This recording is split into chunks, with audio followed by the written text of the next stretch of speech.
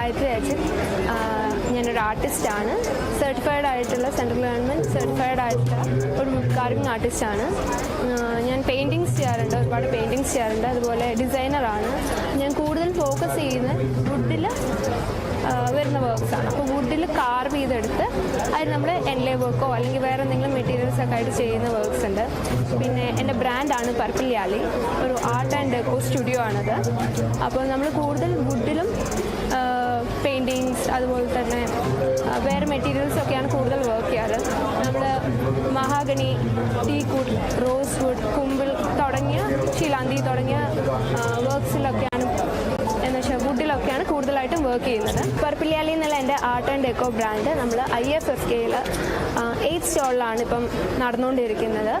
And ഇത് ഒരു 1 മന്തിനുള്ളിൽ നമ്മുടെ ബ്രാൻഡ് ഒഫീഷ്യലായിട്ട് സ്റ്റുഡിയോ ഓപ്പൺ ആവുന്നുണ്ട്.